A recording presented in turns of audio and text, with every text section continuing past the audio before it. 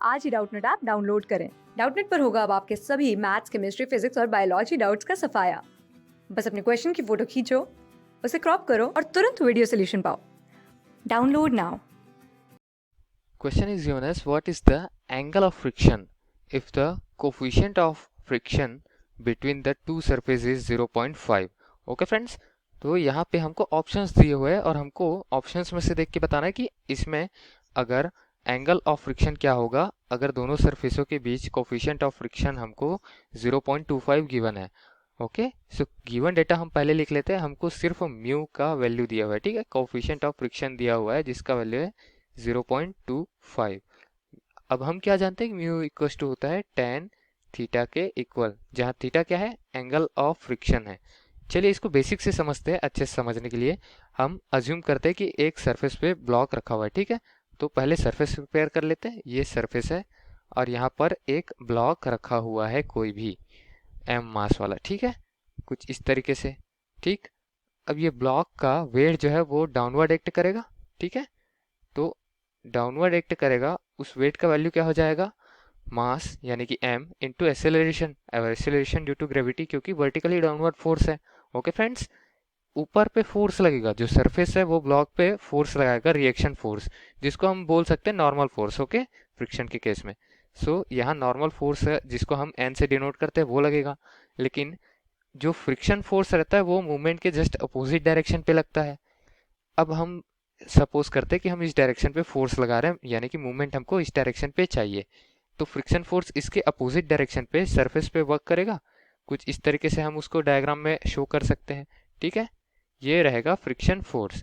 और ये friction force equal किसके होते हैं, ये फ्रिक्शन फोर्स इक्वल होता है म्यू इंटू नॉर्मल फोर्स के। ओके, जो फोर्स अपवर्ड लग रहा है उसका अगर मैं कोफिशिएंट ऑफ फ्रिक्शन से मल्टीप्लाई कर दूं तो वो हो जाता है जिस फ्रिक्शन फोर्स जिस डायरेक्शन पे मूवमेंट कर रहा है ब्लॉक, उस डायरेक्शन के अपोजिट डायरेक्शन पे। या फिर मैं इसको शो कर देता हूँ एफ एस से। ओके फ्रेंड्स, सो ये फ्रिक्शन फोर्स हो गया एफ एस और ये हो गया एन, नॉर्मल फोर्स। अब हम क्या लिख सकते हैं, हम देखते हैं tan थीटा की वैल्यू। थीटा क्या है, एंगल ऑफ फ्रिक्शन है। Let angle of friction equals to theta. Okay friends, so यहाँ से क्या हो जाएगा, जो हम क्या जानते हैं, tan थीटा इक्वल्स टू क्या होता है, tan थीटा इक्वल्स टू होता है height upon base. Okay friends, so height upon base होता है tan थीटा की वैल्यू। अब यहाँ से tan थीटा जो है वो हमने म्यू माना हुआ है, ठीक है। म्यू इक्वल्स टू क्या लिख सकते हैं, हाइट, यहाँ पर हाइट क्या हो जाएगा, एफ एस यानी कि स्टैटिक फ्रिक्शन फोर्स अपॉन यहाँ पे नॉर्मल फोर्स जो है वो बेस हो जाएगा। क्यों फ्रेंड्स, क्योंकि एंगल हमेशा वर्टिकल से बनता है। मैं आपको डायग्राम में शो कर देता हूँ ताकि अच्छे से इसको हम समझ सकते हैं। जो एंगल ऑफ फ्रिक्शन होता है अगर यहाँ से बनाए हम तो कुछ इस डायरेक्शन पे होता है, कुछ इस तरीके से हम समझ सकते हैं। ये theta angle of friction. Okay, so angle of friction किससे एंगल बना रहा है, जिसके साथ एंगल बना रहा है वो हो जाता है बेस यानी कि एन। ये एन क्या हो जाएगा, बेस, जिसको हमने बेस की जगह पर रख दिया। ओके, और जिसके साथ एंगल नहीं बना रहा है वो वाला प्लेन यानी कि ये वाला प्लेन, ठीक है। इसको अगर डायग्राम में समझे तो कुछ ये वाला प्लेन भी समझ सकते हैं, ये वाला, ये एफ एस, ठीक। सो उसके साथ कौन सा है, वो क्या हो जाता है, हाइट हो जाता है, क्योंकि एंगल के जस्ट सामने वाला जो हमारा साइड होता है उसको हम क्या बोल सकते हैं, वो होता है हमारा हाइट, ठीक है। तो हाइट की जगह एफ एस लिख दिया। सो यहाँ से एफ एस की वैल्यू क्या लिख सकता हूँ, एफ एस इक्वल्स टू लिख सकता हूँ म्यू इंटू एन।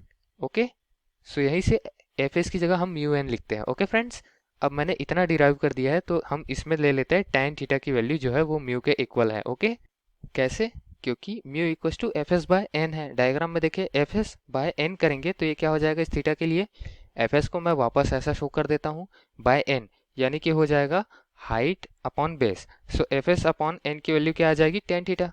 सो यहाँ से mu equals to tan theta लिख सकते हैं, mu equals to tan theta. Okay friends, अब यहाँ म्यू की वैल्यू 0.25 क्वेश्चन में हमको गिवन है। सो tan थीटा इक्वल्स टू क्या हो जाएगा, यहाँ नीचे लिख देते हैं tan थीटा इक्वल्स टू 0.25। और 0.25 को मैं क्या लिख सकता हूँ, 1/4 लिख सकता हूँ। ओके, सो ये थीटा की वैल्यू जो हो जाएगी वो हो जाएगी tan इनवर्स 1/4। हम tan थीटा की वैल्यू क्या जानते हैं, हाइट अपॉन बेस। सो हमारा हाइट क्या हो गया, 1 हो गया और बेस हो गया 4। ओके, यहाँ पर साइड में शो कर देते हैं। ये हाइट हो गया और ये हो गया बेस। ओके फ्रेंड्स, अब हाइट और बेस हमने निकाल लिया, हमको साइन कॉस टेन और कॉट के टर्म्स में देखना पड़ेगा। तो हम पहले साइन के टर्म्स में निकालते हैं हाइपोटेनियस। सो हाइपोटेनियस कैसे निकालेंगे हम? जो हाइपोटेनियस होता है वो होता है अंडर रूट हाइट स्क्वायर और प्लस बेस का स्क्वायर के इक्वल। ओके, सो हाइट की वैल्यू हमको दी है 1, सो 1 का स्क्वायर हो जाएगा 1, और 4 दिया हुआ है हमको बेस, तो 4 का स्क्वायर हो जाएगा 16, 16 प्लस 1 हो जाएगा 17, उसका अंडर रूट करेंगे तो क्या रहेगा? Under root 17। ये हो जाएगा हमारा हाइपोटेनियस का वैल्यू। ओके, अब रूट 17 जो हाइपोटेनियस का वैल्यू है उसको अगर हम देखें तो सभी में ऊपर के दो में दिया हुआ है 1 अपॉन रूट 17। अगर ऑप्शन 3 और ऑप्शन 4 में देखें तो ऑप्शन 3 में क्या दिया है? tan इनवर्स 0.5, ठीक है, थीटा की वैल्यू। अगर यहाँ से हम थीटा की वैल्यू निकालते तो tan इनवर्स 0.25 आता, तो ऑप्शन 3 हमारा रॉन्ग हो गया यहाँ पे, ठीक है। ऑप्शन 4 की बात करें तो cot इनवर्स दिया है, यानी tan इनवर्स का इनवर्स। सो tan इनवर्स का इनवर्स अगर हम करें तो हमको वैल्यू जो है थीटा की वो 2 आनी चाहिए, जो कि पॉसिबल नहीं है फ्रेंड्स। सो ये भी हमारा रॉन्ग हो गया। अब बच गए साइन इनवर्स और कॉस इनवर्स। तो वैल्यू क्या दी हुई है? 1 बाय रूट 17। साइन थीटा की वैल्यू आनी चाहिए 1 बाय रूट 17, या फिर कॉस थीटा की वैल्यू आनी चाहिए 1 बाय रूट 17। सो 1 क्या है यहाँ पर? हाइट है, और रूट 17 क्या है? हाइपोटेनियस। हाइट अपॉन हाइपोटेनियस हमको लाना है, ठीक है, हाइट अपॉन हाइपोटेनियस हमको लाना है, जो किसका वैल्यू होता है? साइन थीटा की वैल्यू होती है। ओके फ्रेंड्स, सो यहाँ से साइन थीटा की वैल्यू हाइट की जगह 1 रखूंगा, हाइपोटेनियस की जगह रूट 17, ये आ जाएगा। अब यहाँ से थीटा की वैल्यू निकालेंगे तो क्या हो जाएगी? Sine inverse 1 by root 17। यही थीटा का साइन के टर्म्स में या फिर 1 बाय रूट 17 के टर्म्स में आंसर है फ्रेंड्स। और हम ऑप्शंस में देखते हैं तो ऑप्शन नंबर जो 2 था वो कॉस इनवर्स में था, तो ये रॉन्ग हो गया। ऑप्शन नंबर 1 हमारा राइट ऑप्शन हुआ, करेक्ट ऑप्शन हुआ, जिसमें sine inverse 1 by under root 17 हमको थीटा का वैल्यू गिवन है। Thank you. क्लास 6 से 12 से लेके नीट, IIT, जेई मेंस और एडवांस के लेवल तक 10 मिलियन से ज़्यादा स्टूडेंट्स का भरोसा।